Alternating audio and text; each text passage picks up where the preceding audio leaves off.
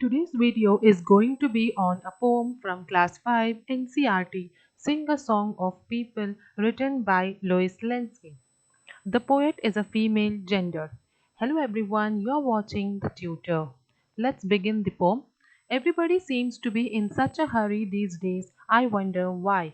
Who is saying this? The poet is shocked. The poet is surprised by looking at the people that they are so busy, they are always in a hurry. She is wondering why people are in so hurry, why they don't have time to sit and talk with others. Let's see what she has written in the poem. Sing a song of people walking fast or slow, people in the city, up and down they go. People on the sidewalk, people on the bus, people passing in back and front of us. People on the subway, underneath the ground, people riding taxis round and round and round. People with their hats on, going in the doors, people with umbrellas when it rains and pours.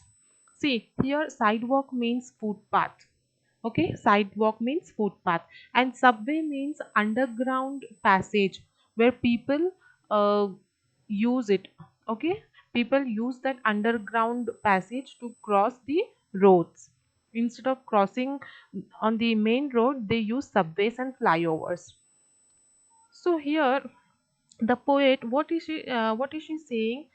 She's saying that people, they don't have time to stand or rest. They just keep moving here and there, up and down. Wherever she sees people, they are in motion, means they are not resting, they are moving from here and there. Whether she is looking at the bus stop or taxi or auto or wherever she is seeing, she finds people moving here and there, carrying their belongings, and they are moving. They are not talking to anybody. If they have friends, they talk to them. Otherwise, they just walk from here and there. Everywhere, they just keep walking.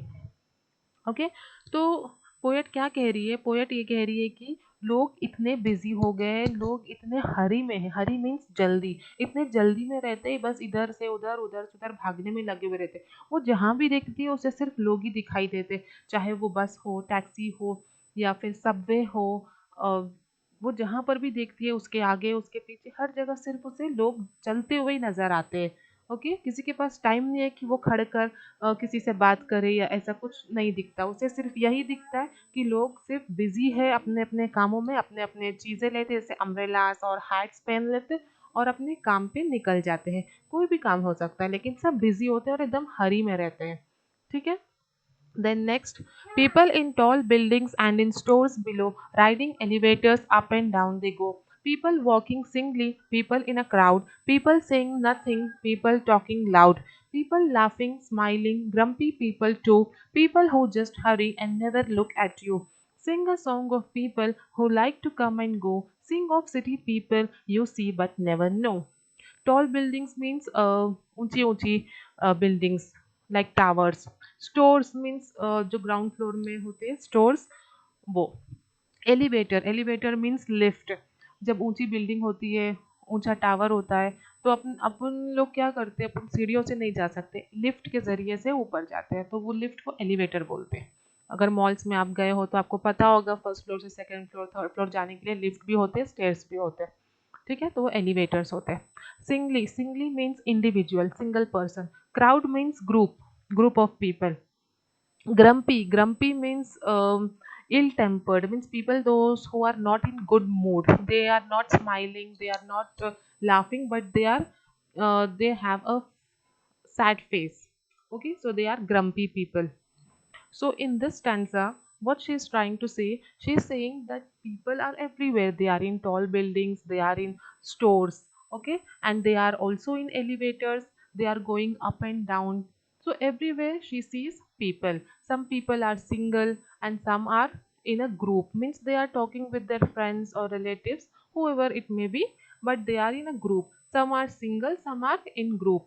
Some are speaking loudly and some are silent. Some are laughing, some are smiling, but some people, they have a sad face also. So she's saying different types of people, and she's singing this song for whom? For the people of city.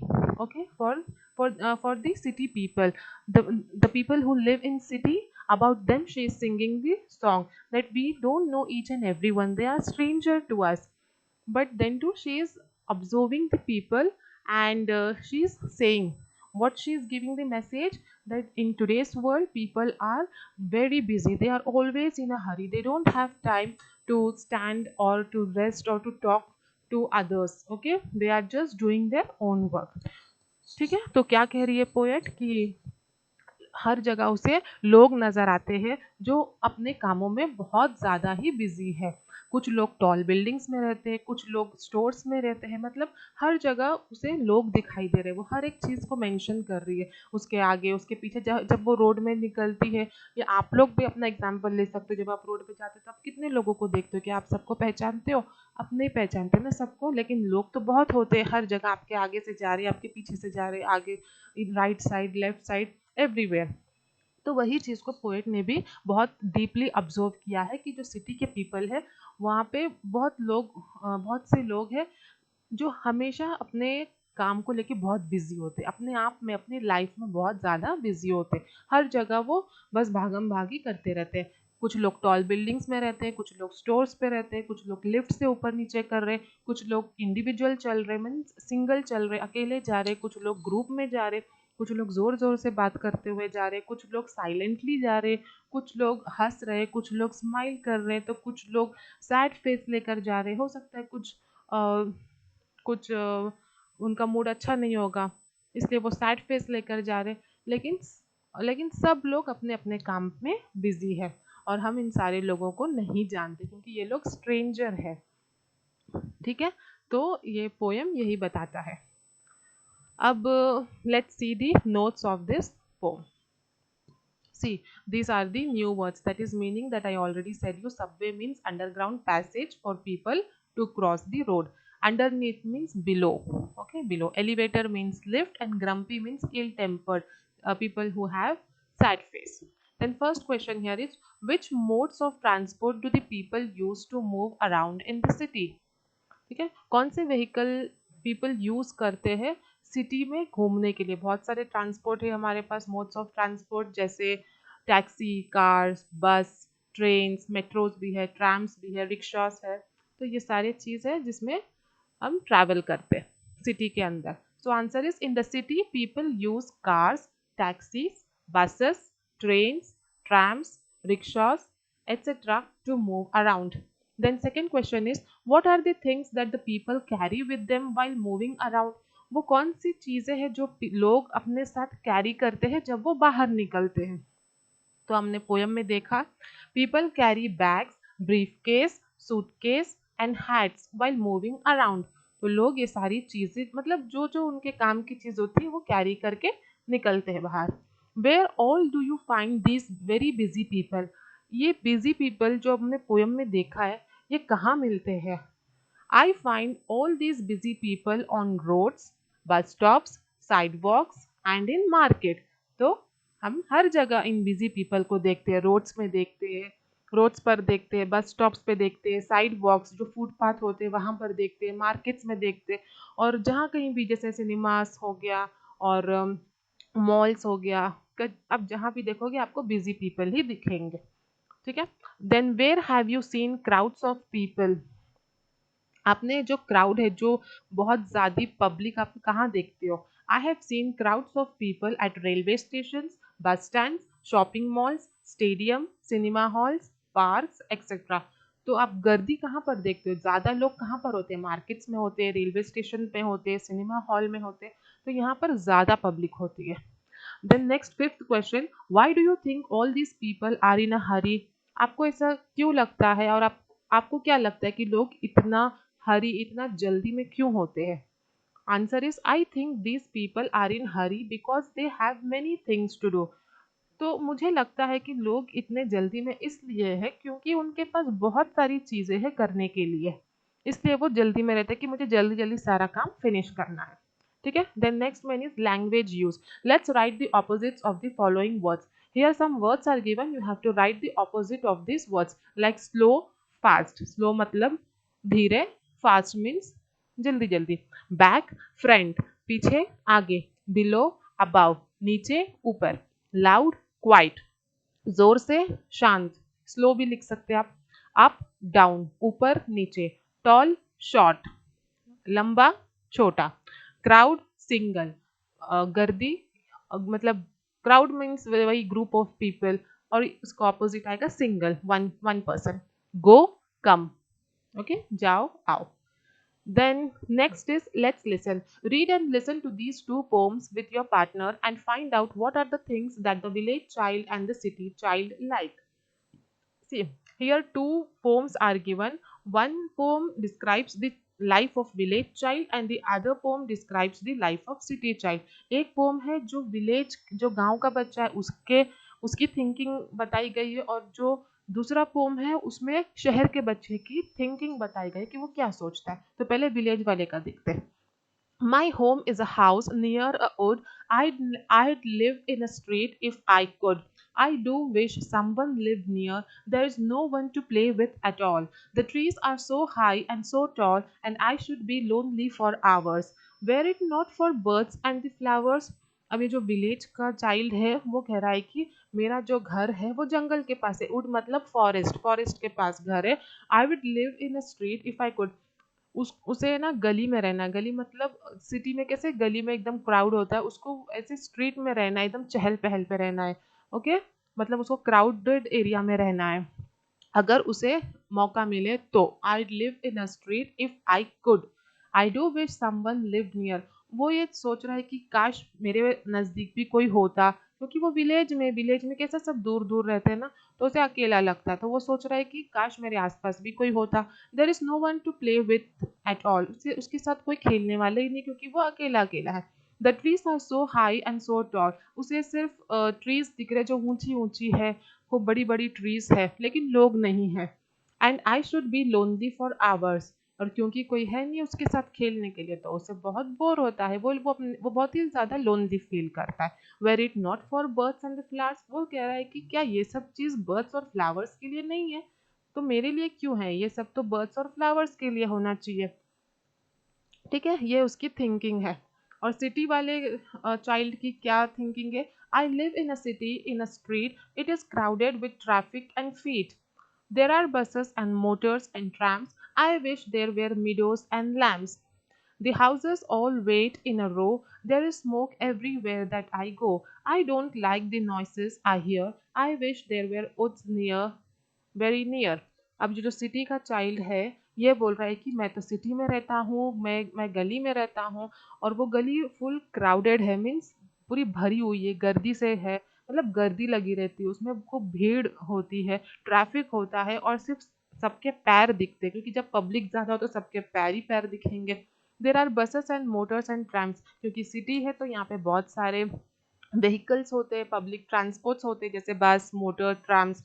I wish there were meadows and lambs. Meadows यानी कि जो बड़े बड़े खेत जैसे होते हैं, इसमें बड़े बड़े गार्डन्स टाइप के होते हैं, घास निकले होते हैं, जैसे पार्क होते हैं, जैसे पार्क जैसा कुछ चाहिए जहाँ पे लैम्स हो, मीन्स यहाँ पे भेड़ बकरियाँ हो, मतलब उसे एक गांव जैसा लुक चाहिए। The houses all wait in a row. Houses all wait in a row means अब सिटी में कैसा है, दूर दूर तो घर रहता नहीं, आस पास रहता है, नेक्स्ट टू सब लगा रहता है ना, तो पूरा एक रो रहता है। जैसे आप अपने पड़ोसी का घर देखो, उसके बाजू में दूसरा बिल्डिंग, फिर दूसरी बिल्डिंग, तो लाइन से बिल्डिंग ही बिल्डिंग है, ऐसा नहीं है कि ऐसा खाली खाली जगह नहीं है, एकदम भरा हुआ जगह रहता है। There is smoke everywhere that I go. और हर जगह पॉल्यूशन है, स्मोक है, जब इतने सारे व्हीकल चलेंगे तो पॉल्यूशन तो होगा, स्मोक तो रहेगा। आई don't like the noises I hear. और उसे ये सारी पॉल्यूशन और ये जो नॉइस पॉल्यूशन है उसको पसंद नहीं है। आई विश देयर वेयर उथ नियर, वेरी नियर।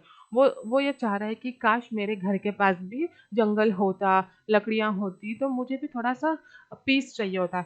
तो इन जनरल कहा जाता है, इसमें देखा जा सकता है कि जो विलेज का चाइल्ड है, जो ये गांव का बच्चा है, उसको शहर में रहना है, और जो शहर का बच्चा है उसको गांव की याद आती है कि उसे पीस चाहिए, क्लीनलीनेस चाहिए, इतना क्राउड और पोल्यूशन नहीं चाहिए। ठीक है, अब दूसरा देखते हैं। Let's talk.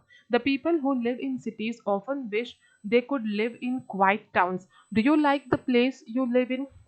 अब ये पूछ रहा है कि जो सिटी के बच्चे होते हैं उन लोगों को सिटी अच्छी नहीं लगती है, उनको दूसरी जगह अच्छी लगती है, जो जो क्वाइट जगह है, जहाँ पर पीस हो, वो अच्छी लगती है।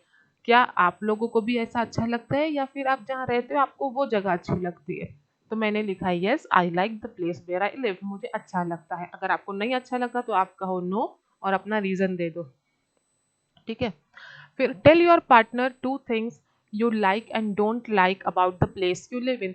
आप अपने पार्टनर से बोलो या बात करो, डिस्कस करो, दो चीज जो आपको अच्छी लगती है और दो चीज जो आपको नहीं अच्छी लगती जहां पर आप रहते हो। तो मैंने यहाँ पे आंसर लिखा है, I have wrote the answer here. I like malls and parks. तो मुझे क्या चीज़ अच्छी लगती है जहाँ मैं रहता हूँ, मेरे प्लेस में, कि वहाँ पर मॉल्स है, पार्क्स है, आप स्कूल्स और हॉस्पिटल्स भी लिख सकते हो। And what I don't like about the place where I live is I don't like pollution and crowd. मुझे पॉल्यूशन और क्राउड नहीं पसंद है। Okay, then next main, let's write. Did you observe that in the poem, the last words in every second and fourth line rhyme with each other? Can you write a 4 line poem? तो इधर first question पूछ रहा है कि एक pome लिखने के लिए कह रहा है, 4 लाइन का पोम जिसमें सेकंड और फोर्थ लाइन राइम करता हो, क्योंकि आपके पोम में सेकंड और फोर्थ लाइन हमेशा राइम हुआ है, तो ऐसा कोई भी पोयम बनाओ 4 लाइन का जिसमें सेकंड और फोर्थ लाइन राइमिंग वर्ड्स आवे जिसमें लास्ट में। तो इधर मैंने एक लिखा है, little drops of water, little grains of sand, make the mighty ocean and the pleasant land. See here the second line and the fourth line, the last word of second line and the last word of fourth line is rhyming, sand and land. So you have to write any poem of your choice. You can make any poem, but it should rhyme. The last word of second line and the last word of fourth line should rhyme. Okay, then second one is, find out how many people are there in our country. Do we have enough land for all people on this earth? Is there enough food and water for all people?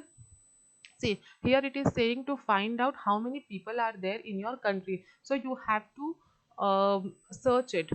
So here I have written the answer. Population of India according to 2023 data is around 142.86 crore. So what is the population of India, of our country? It is 142.86 crore, and this data is according to 2023, this year, last year I can say.